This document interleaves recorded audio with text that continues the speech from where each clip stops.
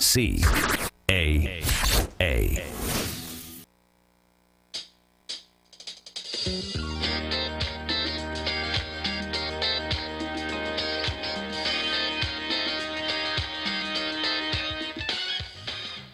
Welcome to U-Turn Radio. Let's turn it around. Here at U-Turn Radio, we believe in big-hearted communities and small governments. Join your hosts, Eric Steinman, Nadia Renner, and Tom Murphy, as we work to put local governments on a diet and champion the charities that support your communities.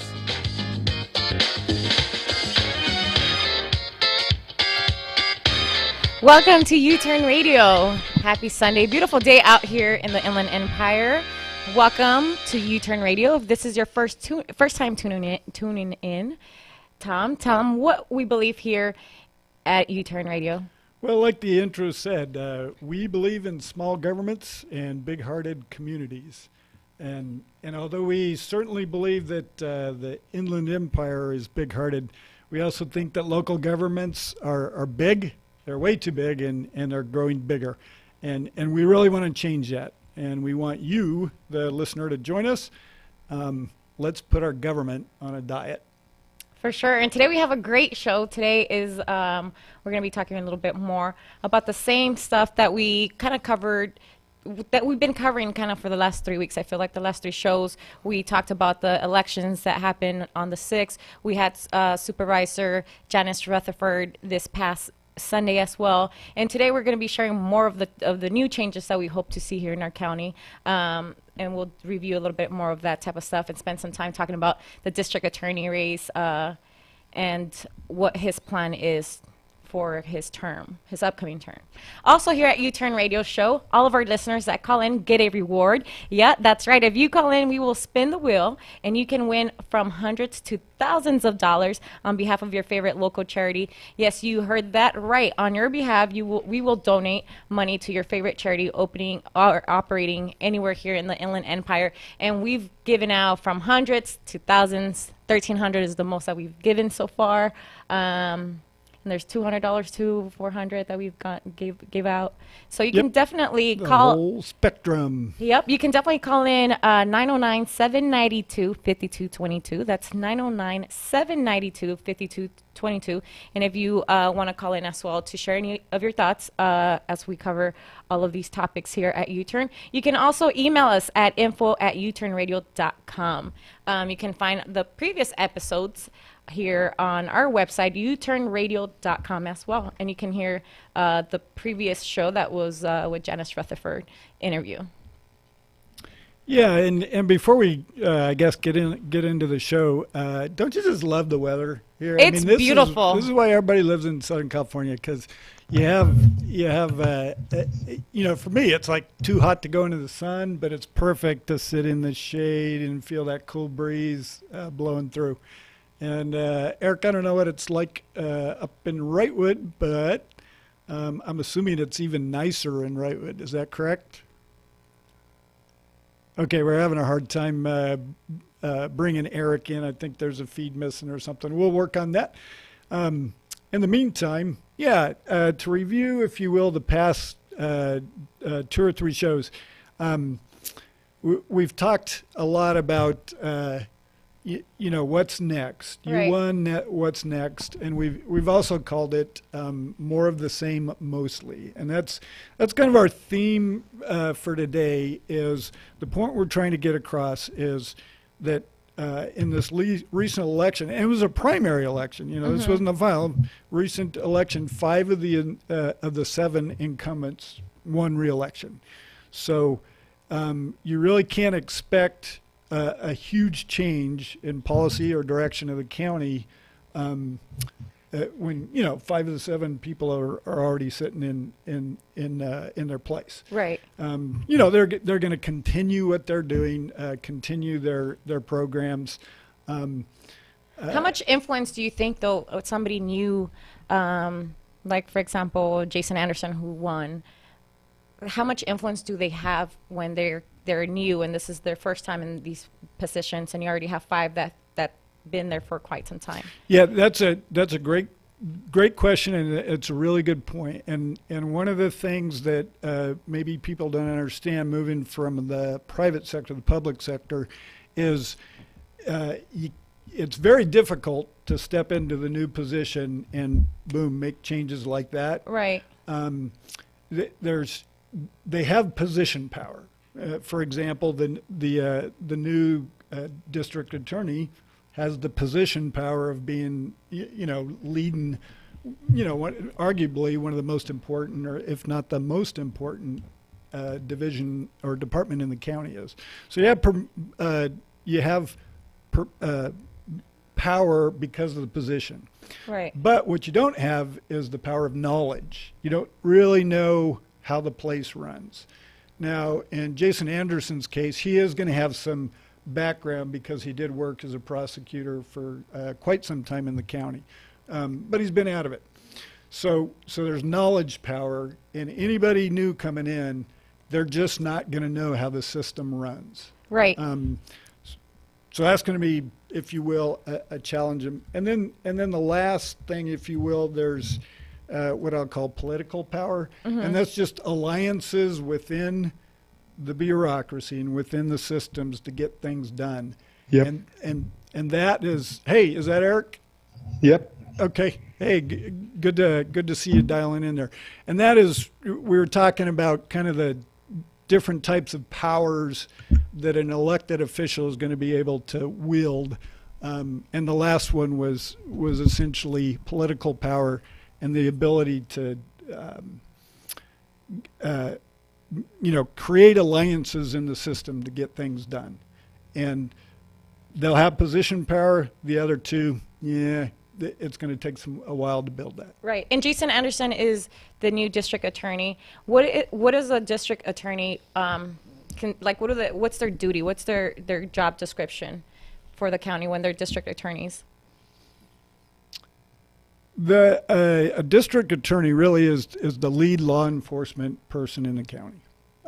So it's their job, if you will, to obviously follow the law in terms of California law, federal law, and local law in terms of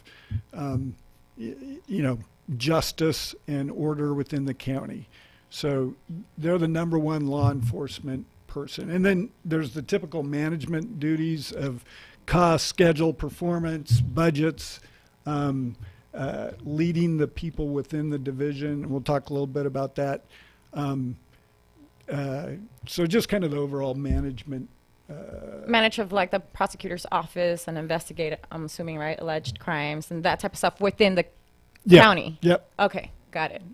So that's who we're going to be talking about mainly, Jason Anderson, today on the show.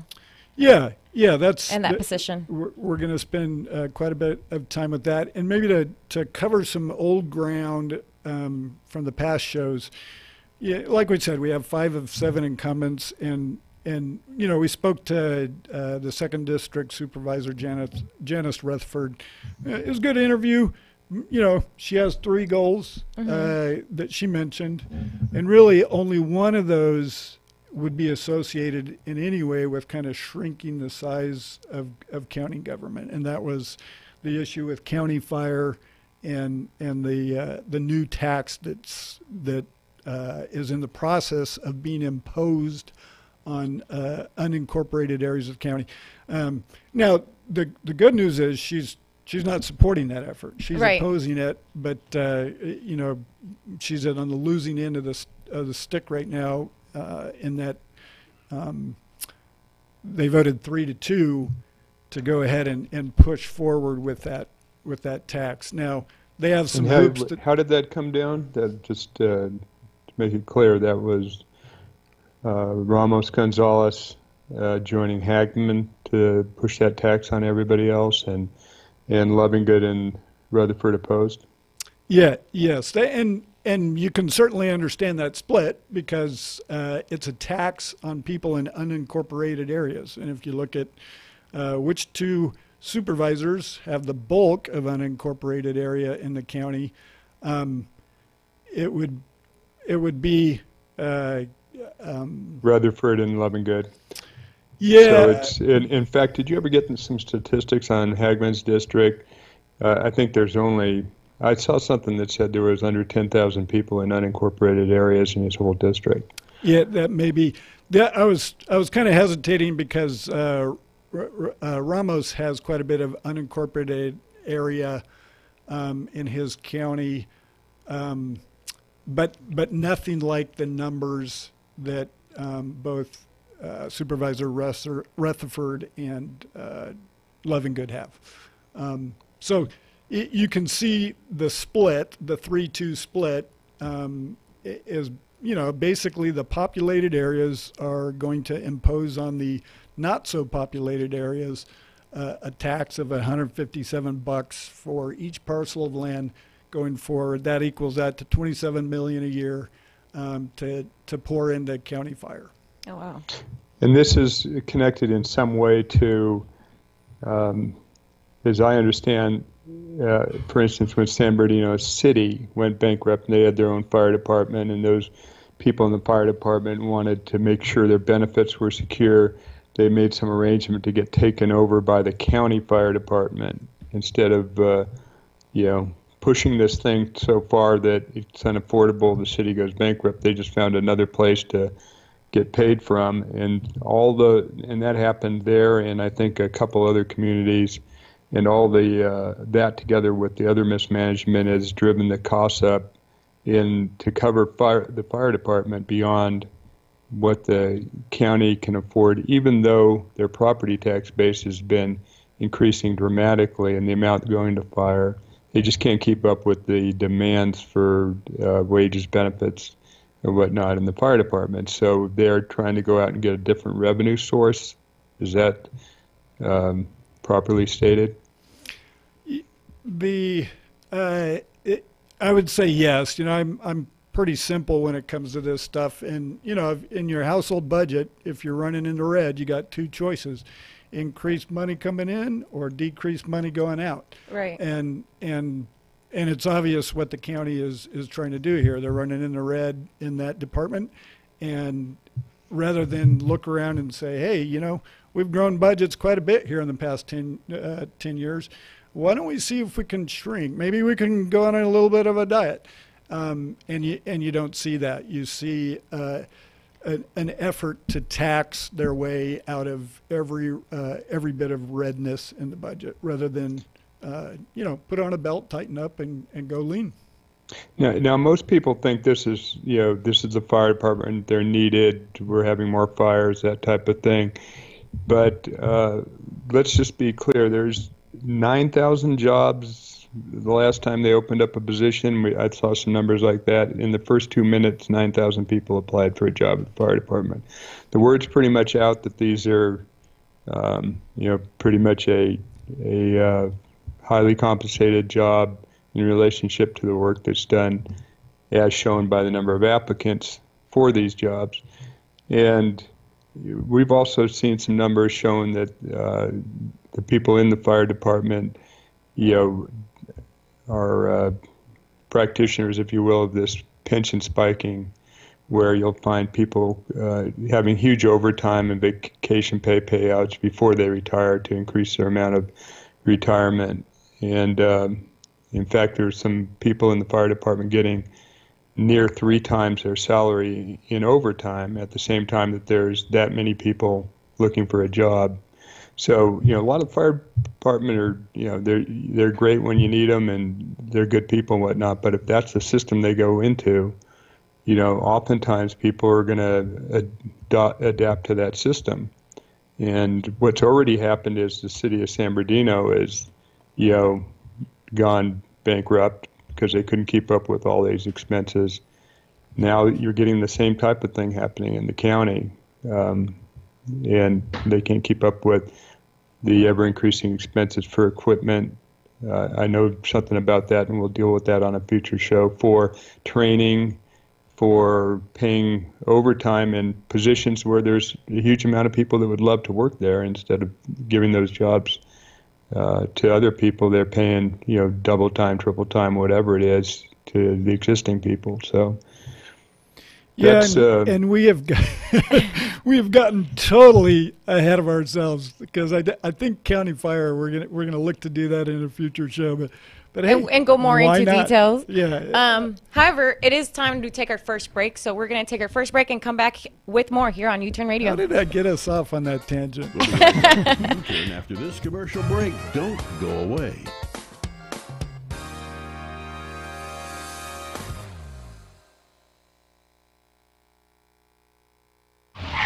Ugh, let's make a U-turn. Why? We are heading in the wrong direction. To get to our destination, we need to make a U-turn. Just like when you're heading in the wrong direction, you have to turn it around. The government has to do the same. Here on the U-Turn Radio Show, we think that proper incentives are important if you want a good government. We believe good government is government limited in its size, its power, and its spending. And we are certain that limited government facilitates a free society. A society where all challenges, no matter the size, can be solved by neighbors working together rather than big government bumbling. You too have control. Grab the wheel and help control the destiny of our community and join us as we cover topics that bring awareness to issues happening in our neighborhoods. Let's drive and make a U-turn into the right direction and join us here on KCAA every Sunday at 2 p.m. Come soar with us. We're Zip Lines, located in the San Gabriel Mountains, right next to Mountain High Ski Resort. We offer the thrill of a lifetime, zipping through one of our 2 zip courses that are literally built in the trees. Our Canopy Tour is one of the most ambitious zip line courses in the nation, offering heights of up to 300 feet above the forest floor and lengths of over 1,500 feet. Our mountaintop tour provides another amazing zip line experience and, as a bonus, a very unique experience. Imagine leaping off a tree platform in a controlled free fall. Now, imagine doing it twice. These are not for the faint of heart, but we know you have the right stuff to soar with us. For further information, please visit our website at ziplinesPC.com. That's ziplinesPC.com. You can make sure we hold a place for you by selecting your tour package and date online. That's ziplinesPC.com. Come soar with us. Support the San Bernardino City Mission. Your donations help feed the hungry, provide used clothing for low-income families, provide access to housing and rehabilitation for the homeless, and help all who come to them for help. The mission provides a personalized assistance program for homeless men and homeless women and children. They help get less fortunate off the streets, place them in safe shelters, and get them back on their feet. Last month, the community helped provide over 7,400 meals and provided nearly 2,000 pieces of clothing, as well as almost 180 hygiene kits, which were provided for the needy. San Bernardino City Mission goes above and beyond, though, providing personal counsel, prayer, and a devotion time to encourage those in need in their spiritual life. So listen up, everyone. For a donation of just $1.57, you can feed a hungry person right here in San Bernardino. $15.70 will feed 10 people, and $157 will feed 100 hurting men, women, and children. If you're interested in helping and want to know more additional information, you can go to sanbernardinocitymission.org or call 909-649-0011. 909-649-0011. The San Bernardino City Mission, feeding the hungry, helping the homeless. That number again, 909-649-0011. Or visit them online, sanbernardinocitymission.org.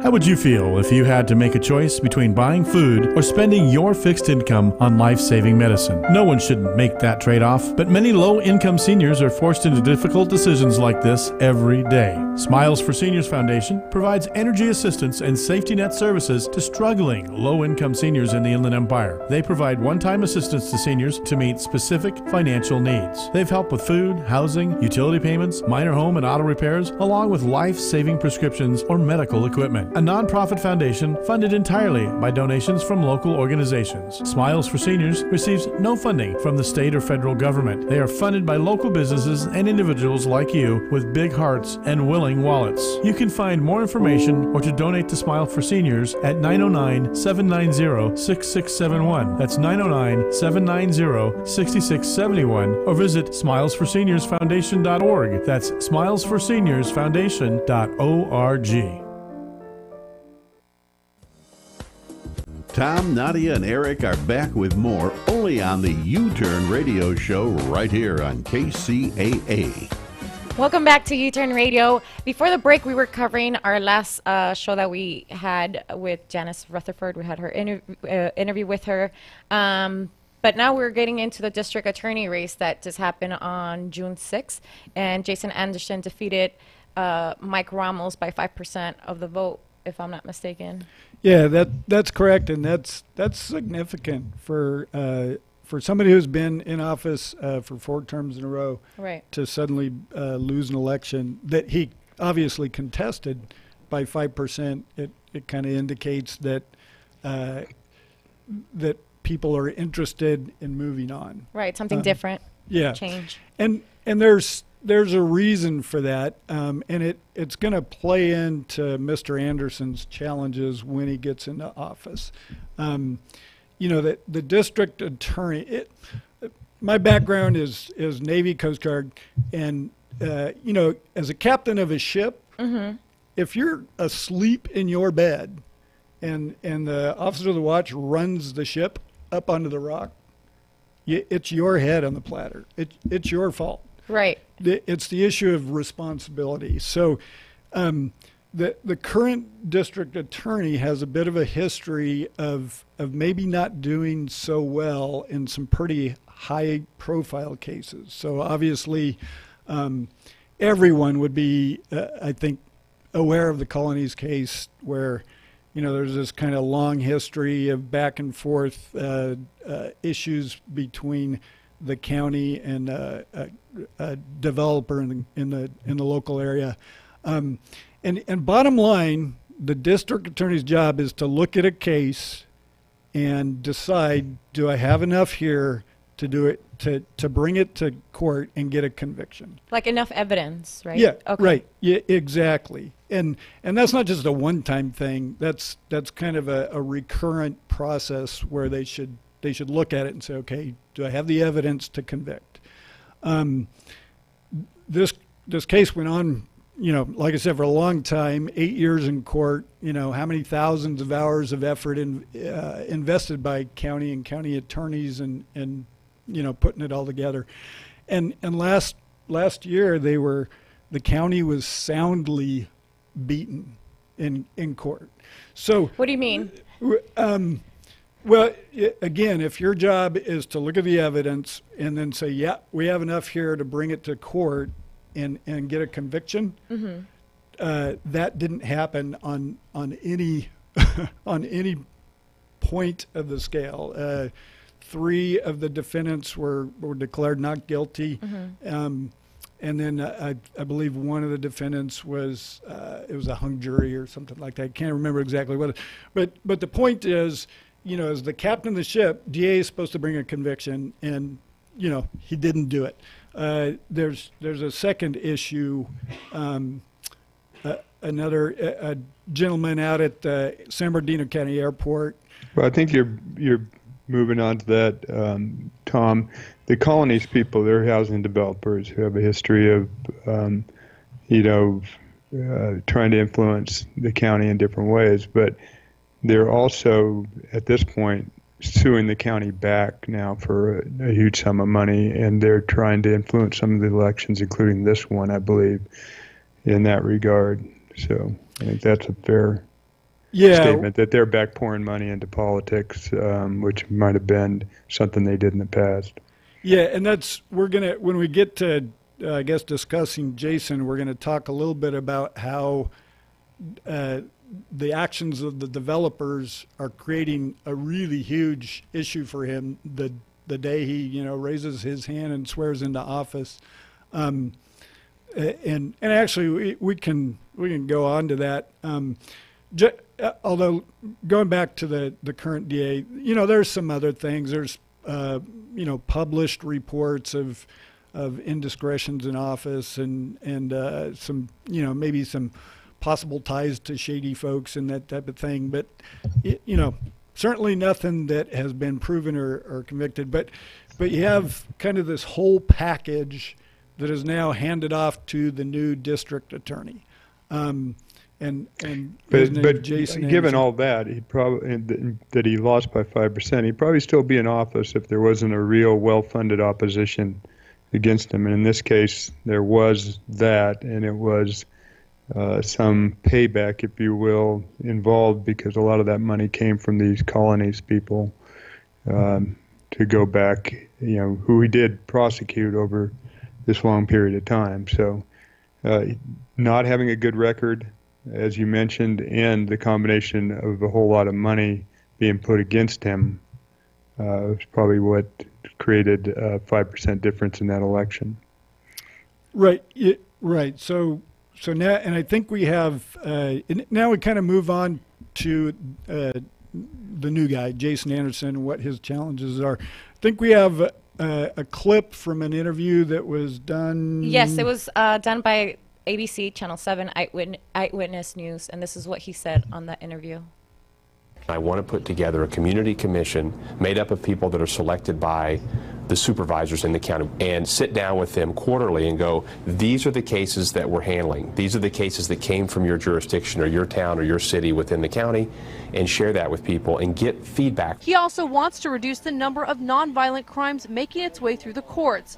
Anderson says by unclogging the system, the DA's office can tackle criminal cases in a more timely manner. The understanding and the feedback I've gotten is that people want resources devoted to tackling violent crime, serious criminals, and focusing on that. That was Jason Anderson. That was his goal. That interview was brought to us by ABC Eyewitness News that they held right after he won district attorney.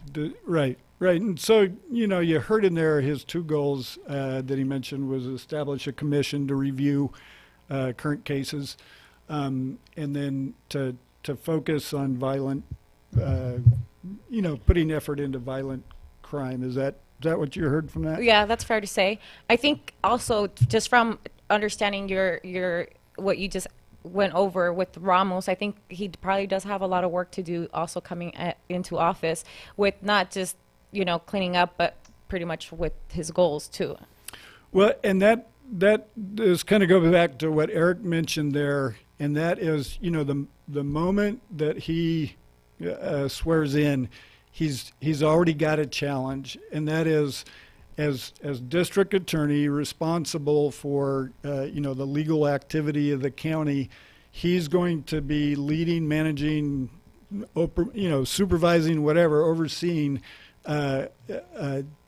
lawsuits against the county for anywhere from, I've seen 180 million up to 255 million, and the people bringing those lawsuits are people that, as Eric mentioned, put quite a bit of money into political action committees that did independent work. That did independent work that resulted in, like Eric said, the 5%. So the immediate question for the new DA is how do you manage that? How are you going? You're a rock and a hard place. Right. You understand that? Right. Because if I'm the DA, what are my two choices? I can settle, or I can fight. Right. Any other choices there, Eric, ex-lawyer? Yeah, there's a lot, but I mean, in general, is you can settle or you can go to court, right? Is that? Yeah, court, different type of alternative dispute resolutions, that type of deal, and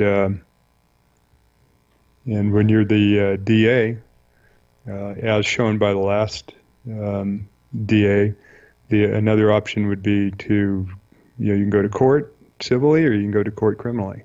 And in this case, I'm not so sure that the DA, where you got these people suing the county for $250 million and they give a lot of money to get this guy elected, I'm not so sure he's going to be the point man on that civil litigation back at the county.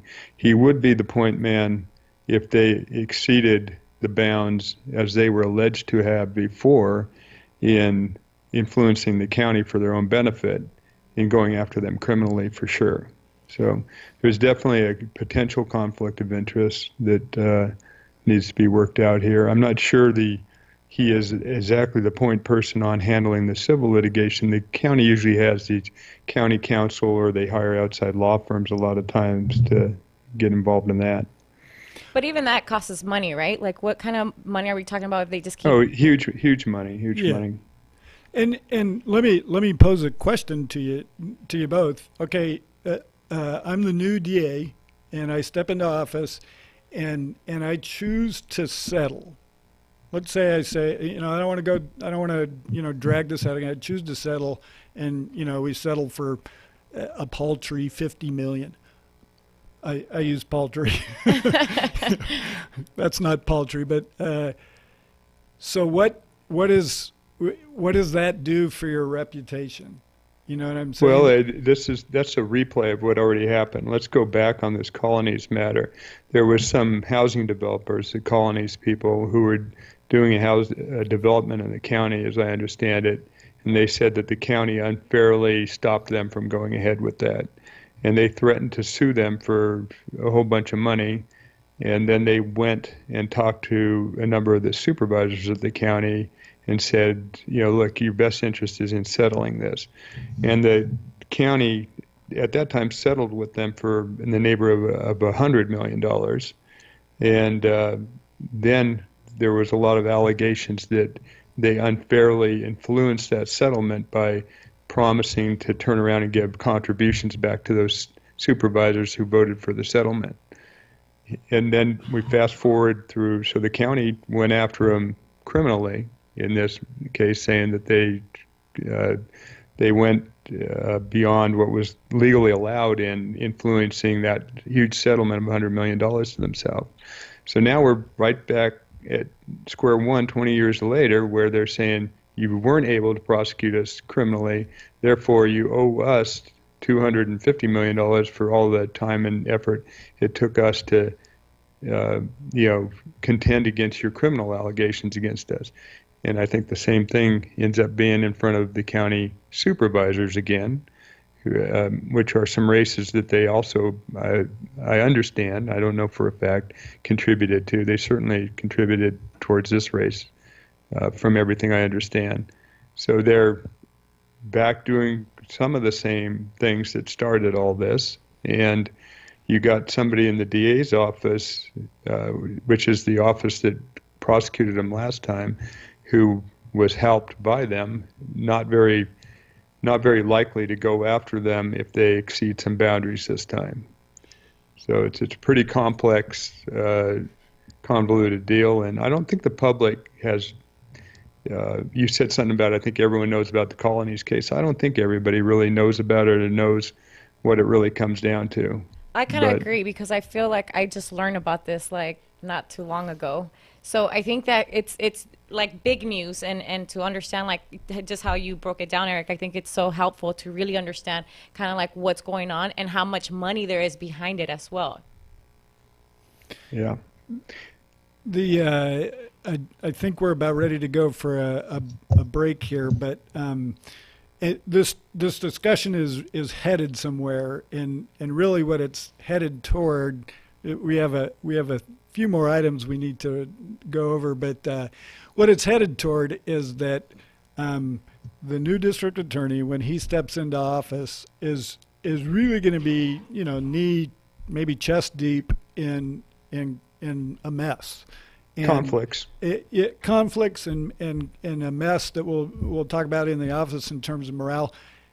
How invested or how much energy is he going to have to really pay attention to managing his department with efficiency, tightening the belt buckle, and doing more with much less?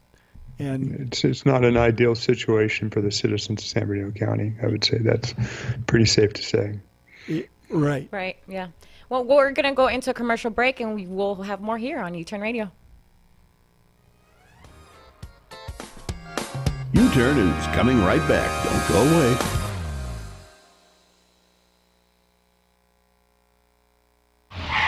Ugh, let's make a U-turn. Why? We are heading in the wrong direction. To get to our destination, we need to make a U-turn. Just like when you're heading in the wrong direction, you have to turn it around. The government has to do the same.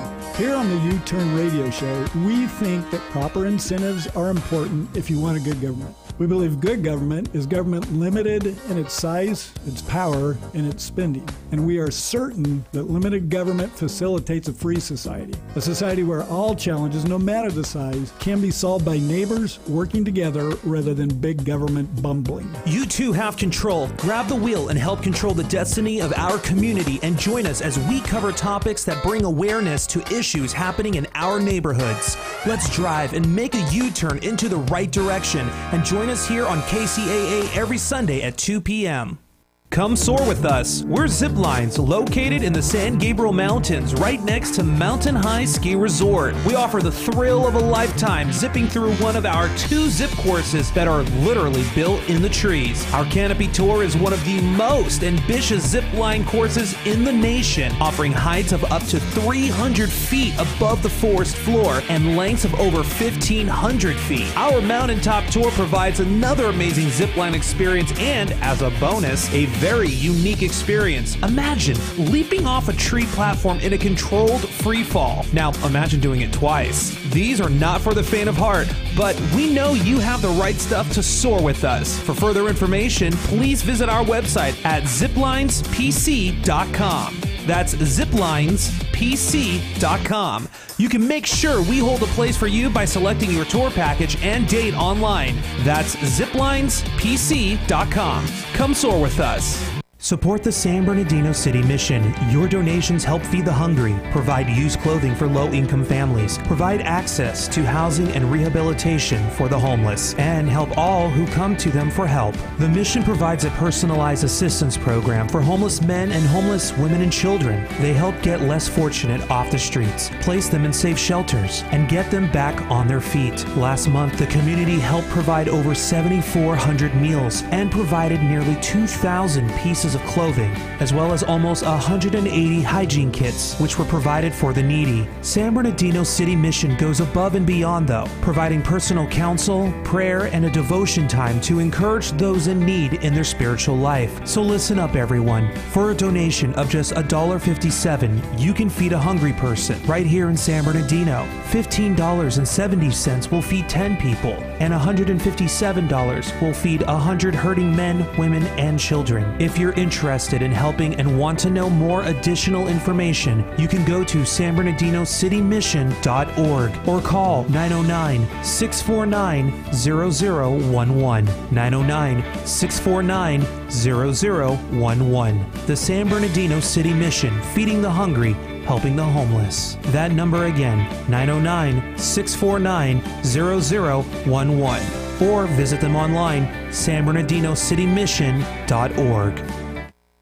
How would you feel if you had to make a choice between buying food or spending your fixed income on life-saving medicine? No one should make that trade-off, but many low-income seniors are forced into difficult decisions like this every day. Smiles for Seniors Foundation provides energy assistance and safety net services to struggling low-income seniors in the Inland Empire. They provide one-time assistance to seniors to meet specific financial needs. They've helped with food, housing, utility payments, minor home and auto repairs, along with life-saving prescriptions or medical equipment. A nonprofit foundation funded entirely by donations from local organizations. Smiles for Seniors receives no funding from the state or federal government. They are funded by local businesses and individuals like you with big hearts and willing wallets. You can find more information or to donate to Smile for Seniors at 909-790-6671. That's 909-790-6671, or visit smilesforseniorsfoundation.org. That's smilesforseniorsfoundation.org.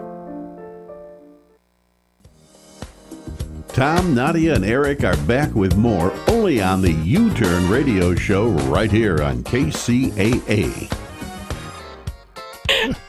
Welcome back to U-Turn Radio.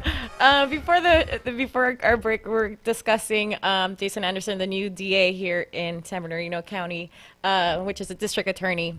He's taken over Ramos's position. He won by 5% over Ramos. Right. And just as a reminder to our listeners, one of the things we do here is our spin for charity. Anyone who calls in will spin. And wherever our spinner lands, we donate to the charity of their choice in the local area. And it could be from $100 to like $1,000. It just could vary depending on where it lands. Right, exactly. But what we want to do today, if a listener can still call in and participate in that deal. You have 15 minutes. But one of the things we love to do, because our mission is we believe in small government, but we also believe in big-hearted communities. And so for the big-hearted community part of this, we're going to donate basically the value of 1,000 meals to the San Bernardino City Mission.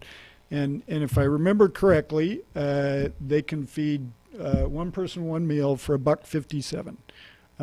So if we want to do 1,000 meals, that comes up to a total of $1,570. Is that right, Tom? Yeah, exactly. So 1,500 and change to the city mission because we believe in big-hearted communities. We spend a lot of time on small government topics, but we want to make sure that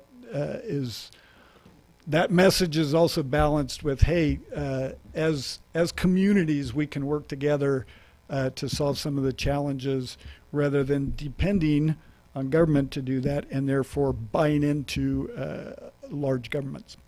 Right, which brings us to working together to make changes. I think like for what we were just discussing with the DA, that's what we had to kind of do. We came together to see change because that's the new change that we're having with Jason Anderson as far as DA compared to having Ramos for, what was it, a total of how long was his term? It was, I think it was 16 years. 16 years? Yeah, I think it was total. 4 terms, 4 years. Yeah, 16. I can do that math. Yeah, and to kind of circle back and maybe close out maybe the list of challenges, in addition to kind of that immediate potential for conflict of interest, rock hard place, there's also just the morale in the actual department. And I don't know what it actually is, but there have been some personal or personnel issues that the current DA has been taken to task for in terms of how he's managed inter-office relationships, and then I'll leave it at that. But the point there is that type of activity can really mess up the morale of any organization. Right. Where there's favoritism and maybe somebody promoted a little more quickly than they should be. That really can create kind of bad blood within the organization. So I'm going to assume that might be at least partially true, and talk a little bit. We can talk a little bit about again. This is going to be another distractor for Mr. Anderson as he steps into the work the first day. He's going to have to establish trust with a staff that may not be so trusting. And maybe create like a new culture for their workplace. Exactly, which should be done. Right. I mean, he needs to invest in doing that. But again, as he's doing that, that takes away emotional and management attention to this issue of hey, let's rein this growth in. So, you're going to continue to see, if you will, in that kind of distracted leadership approach, you're not going to find those management efficiencies. Let's talk a little bit about some of the things following this election that the government could be doing in San Bernardino County, could be doing different, and then we need to, in a future show, take that further to what we as a people can actually do to help bring that about. Okay. It's pretty safe to say, right, that the government that's been growing at nearly 10 times the pace of the population in San Bernardino County, which is certainly anyone would look at and say not sustainable, and it's growing by billions of dollars 50% growth, $1.8 billion of growth over the last nearly 10 years, I believe. That is the same people who are there that have control over the budget largely, this being the supervisors. We wouldn't expect that to slow down or stop. And it's certainly anyone we talk to so far after that election isn't talking like they have a plan for slowing that down. So if it's going to continue to grow, and they've already announced, I guess, a $196 million increase in the proposed budget for next year. And I don't know if they even make their proposed budget or consistently overrun, but if they're trying to come in at a $196 million increase, it's safe to say that we're still on a growth path there. What are some of the things that maybe they could be doing instead of growing the salaries and benefits for people that work in the county, which are already well in excess of people that aren't working for the county? Sure, that's a great question, and let's go back a little bit to Janice Rutherford interview, and let's assume that, okay, $3 or $4 out of the budget they really can't control. It's a state program or it's a federal program that it's required. Money comes down, it's got a certain color, you got to spend it on that program. Well, that's just like a home budget. Okay, if there's a lot of things that are I got to pay for, I really pay attention to those things that I have some flexibility on. Right. So that 1/4 of the budget, which ends up being almost close to $2 billion, is where the supervisors should be very, very aggressive in terms of what they do. So one of the things that they could do is look at fees that the county charges.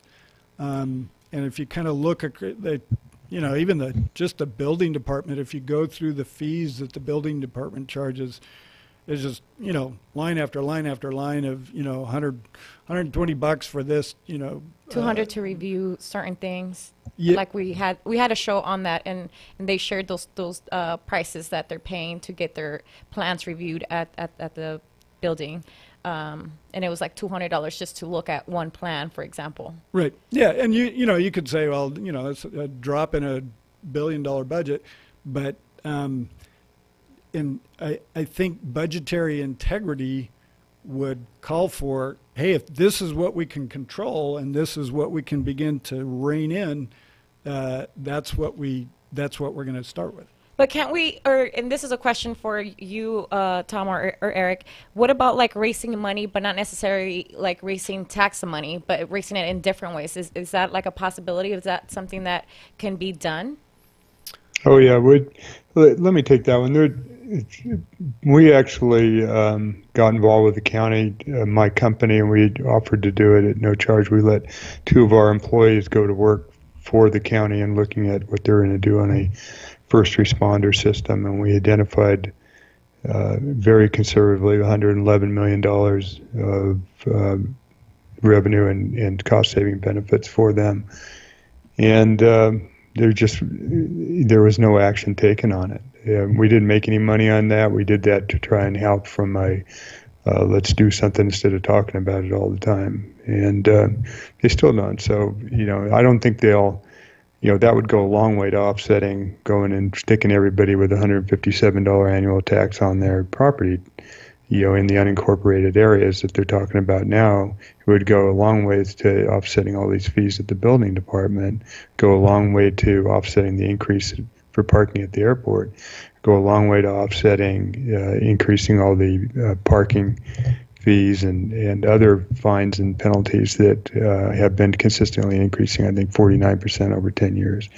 So there are certainly opportunities like that. That was just the area that we knew something about, but I would say that's a very small part of what the county does, and there was $111 million identified that they could do something different.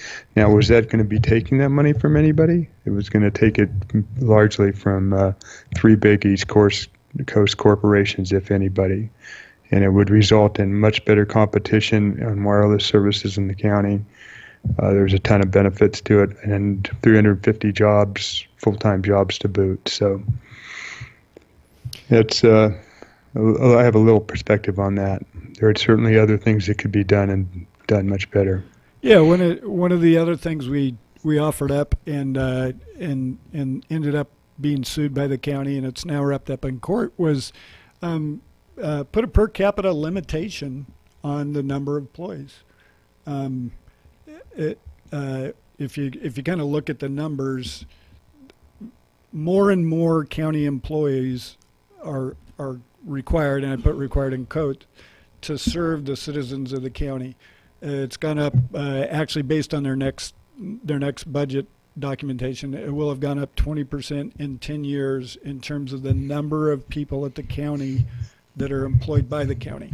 And one of the reasons why it's crucial that the county gets hold of that is, somebody goes to work for them, and there is the possibility and some likelihood that at least some of them, and many of them 30 years down the road, will retire. And that comes at a cost to the county and the county's pension fund, which is, as we know, is a little bit, not a little bit, is troubled. Let's put that in actual numbers, Tom. I mean, there's, this county San Bernardino County is one of the least, when we looked at numbers, it was one of the least efficient counties. And we determined efficiency by how many people are in the county and then how many government employees for the county does it take to serve them. And I think that Orange County, who's next door and has similar issues, serves their population by one employee for every, 160, 170 We'll say people? It's been a while since I looked at it, but it's about at 1 in 160-ish, maybe plus or minus 5 or something. Okay, and in San Bernardino County, we're at what? One for every 90? 1 for every 94. So we have one for every 94. That's much less efficient in providing the government services of a county than immediately adjoining county, and much less efficient than other counties can do it. And the standard should be do it as good as possible.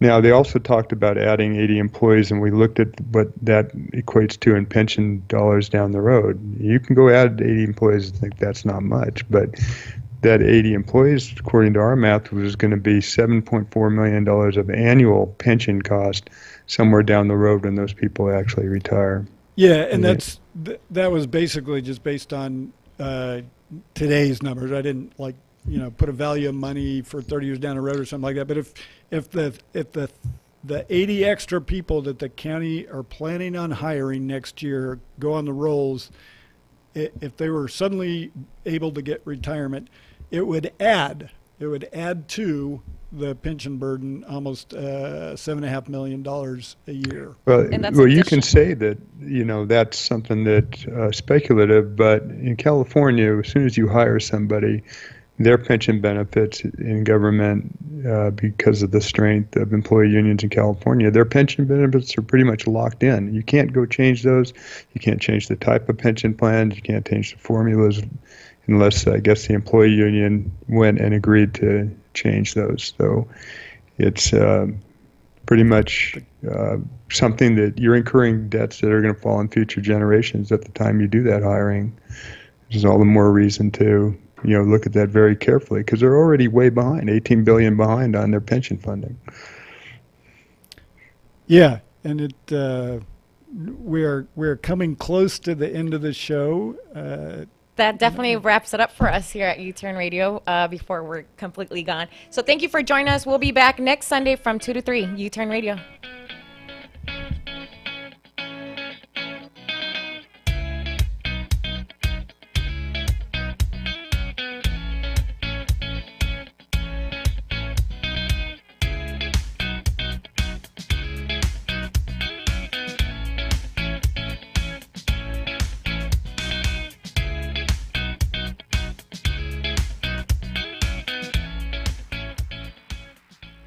KCAA Loma Linda, 1050 AM, 106.5 FM, and now 102.3 FM.